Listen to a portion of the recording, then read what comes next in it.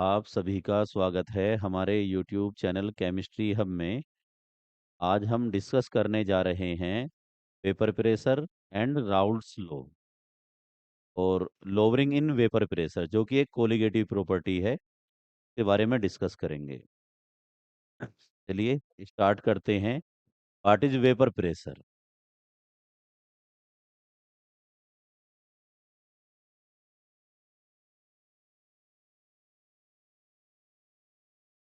हमारे पास, हम कह रहे हैं वेपर प्रेशर क्या है। देखिए, जब हमारे पास लिक्विड है, उसको हम हीट करते हैं, बॉईल करते हैं, तो वहाँ पर वेपर्स फॉर्म होती हैं। और हमारे पास जो है, जब हमारे पास ये लिक्विड है, इसको हमने बॉईल किया। बॉईल करने पर सपोज करो हमने यहाँ से किसी से इसको ढका हुआ है, यहाँ पर हमने कोई प्लेट वगैरह रखा हुआ है और इसमें हमारे पास लिक्विड है। और लिक्विड है तो हमारे पास जब इसको बॉईल करेंगे तो बॉईल करने पर इसकी वेपर फॉर्म होंगी। और वेपर जो है जब ऊपर जाएंगी, फिर ये ऊपर से कंडेंस होकर ठंडी होकर नीचे आ जाएंगी। तो ये जो है आपका, हमने लिक्विड को बॉईल करा, गर्म करा, हीट करा, उससे वेपर बनी। वेपर कहाँ पहुंच गई? ऊपर। ऊपर जब जाएंगी तो वहां पर टेम्परेचर कम है तो उसकी सरफेस से टकराएंगी और नीचे आ जाएंगी। अब क्या है, हमारे पास जो है, जो लिक्विड के, जब हमारे पास नीचे तो लिक्विड है, अगर हम देखते हैं तो हमारे पास ये तो लिक्विड है, और ये हमारे पास ऊपर है वेपर। अब हमारे पास जो है लिक्विड चेंज हो रहा है वेपर में और वेपर कंडेंस हो रहा है लिक्विड में। तो जब दोनों आपस में लिक्विड एंड वेपर आपस में इक्विलिब्रियम में हो, लिक्विड एंड वेपर आपस में क्या है? इक्विलिब्रियम में है। उस टाइम पर लिक्विड और वेपर जब आपस में इक्विलिब्रियम में है, उस टाइम पर जो लिक्विड की सरफेस पर वेपर प्रेशर प्रोड्यूस करती हैं। जब लिक्विड और वेपर आपस में इक्विलिब्रियम में हैं, उस टाइम पर जो आपका वेपर है, वो लिक्विड की सरफेस पर जो प्रेशर प्रोड्यूस करती हैं या एक्सर्ट करती हैं, वो कहलाता है आपका वेपर प्रेशर। तो वेपर प्रेशर क्या हुआ? Pressure produce by vapours at the surface of liquid when liquid and vapour are in equilibrium. अब हमारे पास आता है कि हमने इसमें नॉन वोलेटाइल सोल्यूट ऐड कर दिया। जब हम लिक्विड में वही हमने उतना ही लिक्विड लिया और अलग से लिक्विड लेके सेम लिक्विड लिया हमने, और हमने क्या करा, उसमें हमने नॉन वोलेटाइल सोल्यूट ऐड कर दिया। नॉन वोलेटाइल सोल्यूट का मीनिंग है कि हमारे पास जो है ऐसा सोल्यूट जिसकी वेपर फॉर्म ना हो, जैसे साल्ट, शुगर, ग्लूकोज, इनकी वेपर फॉर्म नहीं होती हैं। तो हमारे पास यूरिया भी इसी कैटेगरी में है। अब इसमें जब हमने डिजोल्व कर दिया अपना, यहाँ डिजोल्व करा हमने सोल्यूट, वो भी नॉन वोलेटाइल, तो क्या है हमारे पास, यहाँ पर आपका जो है जब सोल्यूट डिजोल्व हो जाएगा, जब सोल्यूट डिजोल्व हो गया तो अब इसके वेपर प्रेशर पर क्या इफेक्ट होगा उसके बारे में डिस्कस करते हैं। अब देखिए, यहाँ पर तो पूरी की पूरी सरफेस, जब हमारे पास प्योर लिक्विड था तो पूरी की पूरी सरफेस लिक्विड की थी, और लिक्विड भी वो जिसकी वेपर बनती हैं। अब हमने यहाँ पर हमने क्या करा, इसमें जब हमने सोल्यूट ऐड कर दिया, और सोल्यूट भी वो जिसकी वेपर फॉर्म ना हो, इस टाइम पर इस वाले में जो लिक्विड का सरफेस एरिया है वो डिक्रीज हो जाएगा। क्यों डिक्रीज हो जाएगा? कि कुछ एरिया जो है वो सोल्यूट पार्टिकल ऑक्युपाई कर लेंगे, घेर लेंगे। अब उससे क्या होगा, इनकी एस्केपिंग टेंडेंसी, यानी कि वेपर बनने की टेंडेंसी किसकी? सोलवेंट की, वो कम हो जाएगी। वेपर बनने की टेंडेंसी क्यों कम हो जाएगी? क्योंकि ये वाले जो आपके सोल्यूट पार्टिकल हैं ये सरफेस एरिया को डिक्रीज कर रहे हैं। तो यहाँ पर तो पूरी सरफेस से वेपर फॉर्म होंगी, यहाँ पर ये जो आपका सोल्यूट है उस जगह से तो वेपर फॉर्म नहीं होंगी। इसके मुकाबले इसका सरफेस एरिया डिक्रीज हो जाएगा, और सरफेस एरिया डिक्रीज होने से क्या होगा, इन जगह पर आपका वेपर नहीं बनेंगी। वेपर नहीं बनेंगी तो प्रेशर भी प्रोड्यूस नहीं होगा। जब वेपर प्रेशर प्रोड्यूस नहीं होगा तो क्या हो जाएगा, वेपर प्रेशर डिक्रीज हो जाएगा। अब हमारे पास जो वेपर प्रेशर डिक्रीज हुआ है उसे कहते हैं लोअरिंग इन वेपर प्रेशर। अब लोअरिंग इन वेपर प्रेशर क्या है, इसके बारे में बात करते हैं। लोअरिंग इन वेपर प्रेशर, तो हमारे पास जो है लोअरिंग इन वेपर प्रेशर क्या है, ये तो हमारे पास प्योर सोलवेंट है। ये हमारे पास क्या है, प्योर सोलवेंट, जिसका हमने वेपर प्रेशर कहा है पी नोट। और ये जो हमारे पास है, इसको हम क्या कह रहे हैं कि हमारे पास ये तो प्योर सोलवेंट है जिसका वेपर प्रेशर है पी नोट। अब इसमें हमने क्या क्या करा, इसमें हमने एक तो सोल्यूट ऐड कर दिया और एक सोलवेंट ऐड कर दिया, यानी कि अब तो ये सॉल्यूशन फॉर्म हो गया। जब ये सॉल्यूशन फॉर्म हो गया तो इसके वेपर प्रेशर को कह रहे हैं हम पी एस। तो लोअरिंग इन वेपर प्रेशर क्या होता है, वो होता है P note minus P S. अब पी नोट को हम डिनोट कर सकते हैं पी से भी। अब क्या कहना चाह रहे हैं, कहना ये चाह रहे हैं कि मान लो इसका वेपर प्रेशर हमारे पास कैलकुलेट होकर आता है आपका 80 एटमॉस्फेयर, 80 एटीएम। और इस वाले का जो एटमॉस्फेयर है, इसका जो प्रेशर है, इससे डिक्रीज तो हो ही जाएगा, वेपर प्रेशर डिक्रीज हो जाएगा। डिक्रीज हुआ तो सपोज करो हमने कहा कि वो है 79, तो हमारे पास जो आएगा वो आपका हो जाएगा 80 माइनस 79, ये आ जाएगा 1 एटीएम। यानी कि इतना डिक्रीज हो गया, उसे ही कहा जाता है lowering in vapour pressure. Lowering in vapour pressure of solvent. Vapour pressure कौन प्रोड्यूस करेगा, सोलवेंट। कोई भी लिक्विड है, सोलवेंट है, वो प्रेशर प्रोड्यूस करेगा। इसलिए लोअरिंग इन वेपर प्रेशर किसका हुआ है, ये सोलवेंट का हुआ है। और ये लोअरिंग इन वेपर प्रेशर एक कोलिगेटिव प्रॉपर्टी है। अब हम बात करते हैं, आगे चलते हैं। आगे क्या होगा देखिएगा, एक वर्ड है हमारे पास relative lowering in vapour pressure of solvent. Relative lowering in vapour pressure of solvent, ये क्या होता है, ये होता है आपका P note minus P S upon P naught. अब हमसे कोई पूछने लगे कि ये बताइए, ये पी नोट क्या है। पी नोट आपको बताया गया है, प्योर सोलवेंट का वेपर प्रेशर है, प्योर सोलवेंट का वेपर प्रेशर। पी एस क्या है, वेपर प्रेशर ऑफ सॉल्यूशन, यानी है यहाँ भी सोलवेंट का ही। अब हमारे पास जो है, इसको हम नोट कर सकते हैं डेल्टा पी से। P note minus P S को डेल्टा पी से डिनोट कर सकते हैं, तो यहाँ हो जाएगा delta P upon P naught. अब हमारे पास जो है, कोई पूछे लोअरिंग इन वेपर प्रेशर की डेफिनेशन हमें लिखनी है, तो इसकी डेफिनेशन कैसे करें हम। डेफिनेशन क्या है, पी नोट क्या है, vapour pressure of pure solvent. और पी एस क्या है, vapour pressure of solvent in solution. Vapour pressure कौन प्रोड्यूस करेगा, सोलवेंट प्रोड्यूस करेगा। तो दोनों जगह हमें ध्यान रखना है, दोनों सोलवेंट का ही है। एक तो है प्योर सोलवेंट का और एक है हमारे पास सॉल्यूशन का। हम जो बात करते हैं इसके बारे में फिर डेफिनेशन हम क्लियर करते हैं। माइनस का मीनिंग है डिफरेंस, हम डिफरेंस के लिए तो माइनस यूज करते हैं। तो हम आगे चलते हैं, देखो बताते हैं डेफिनेशन कैसे बनेगी। The difference of vapour pressure of pure solvent and vapour pressure of solvent in solution. The difference of vapor pressure of pure solvent and vapor pressure of solvent in solution is known as lowering in vapor pressure.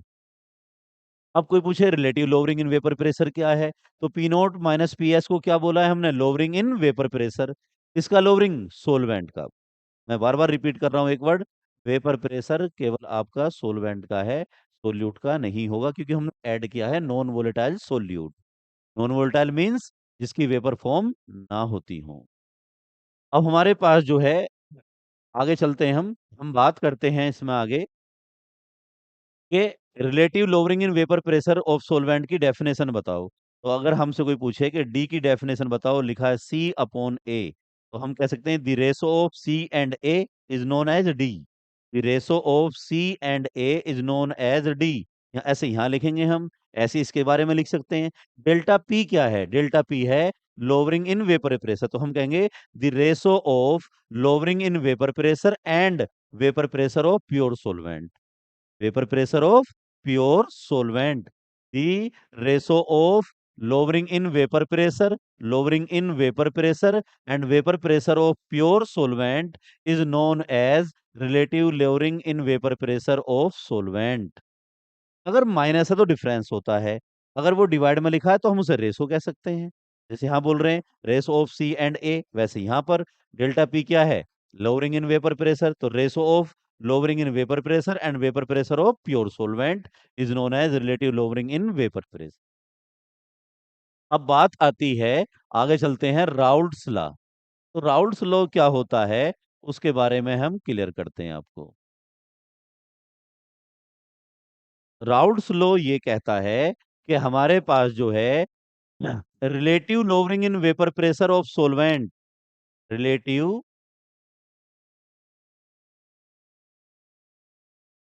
Lowering in vapour pressure of solvent वो always equal होता है mole fraction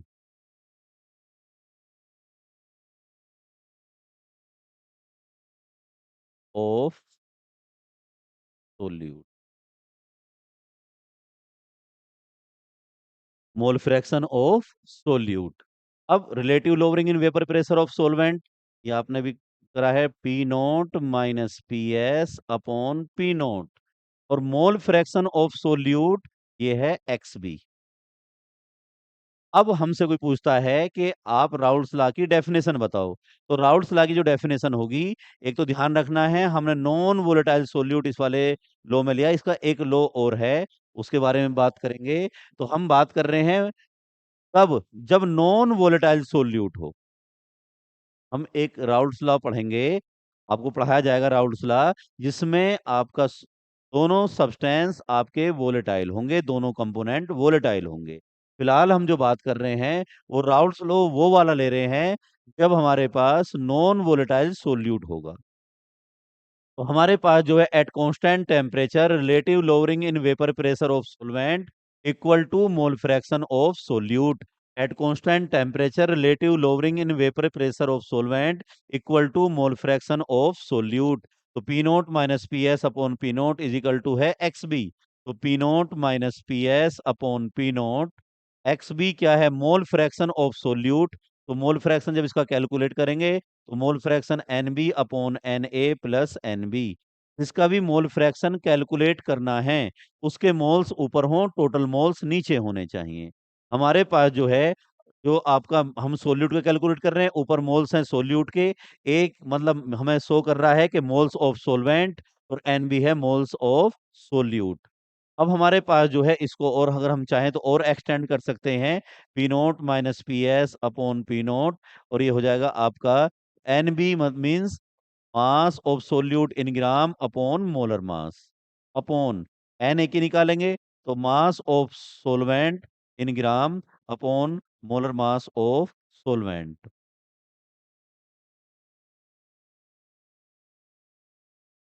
plus N B moles of solute हैं, calculate कैसे होंगे, mass of solute in gram upon molar mass of solute. जिसके mole calculate करने होते हैं उसके मास ऊपर और मोलर मास नीचे। अब हम क्या करते हैं, इसको हम एक काम कर लेते हैं, दोनों साइड को अगर हम वन में से माइनस करें, चलो इसके बारे में, इसको हम इस तरह से यूज कर सकते हैं। एक बात और ध्यान रखना कि अगर हमारे पास सोल्यूट बहुत कम है, स्मॉल क्वांटिटी में है सोलवेंट के मुकाबले, तो इसको हम नेगलेक्ट भी कर सकते हैं। अगर सोल्यूट की अमाउंट सोलवेंट के कंपेयर में बहुत कम है तो हम इसको नेगलेक्ट भी कर सकते हैं। तो फिर फॉर्मूला क्या बनेगा, फिर फॉर्मूला जाएगा P note minus P S upon P note is equal to हो जाएगा W B upon M B, और इसको हम लिख सकते हैं ए अपॉन ए। तो हम ये वाला फॉर्मूला भी यूज कर सकते हैं, लेकिन ज़्यादातर यही यूज करना चाहिए एक्यूरेट आंसर के लिए। और यदि हमें कोई उसके आसपास की वैल्यू लेकर चलनी है तो हम इसको भी यूज कर सकते हैं, लेकिन तब यूज करना जब सोल्यूट सोलवेंट के कंपेयर में बहुत कम हो। तो ये हमारे पास राउल्स लॉ है। इसको अगर फॉर्मूला और एक्सटेंड करना है तो इसको हम इक्वेशन फर्स्ट कहते हैं। जब इसको इक्वेशन फर्स्ट कह रहे हैं तो इसको हम आगे एक्सटेंड कैसे करेंगे उसके बारे में बात करते हैं। हमारे पास जो है, इसको हम इक्वेशन फर्स्ट को यदि देखें तो हम एक काम कर सकते हैं, दोनों साइड वन में से माइनस करते हैं। One minus P note minus P S upon P note is equal to one minus n B upon N A plus N B. हमारे पास ये पी नोट है, तो पी नोट जब एलसीएम लेंगे तो जगह हमारे पास P note minus P naught, जब ब्रैकेट को हम खोलेंगे तो ये आ जाएगा P S is equal to, हमारे पास यहाँ पर एलसीएम आएगा N A plus N B. N A plus N B ये हो जाएगा N A plus N B, तो माइनस हो जाएगा एन बी।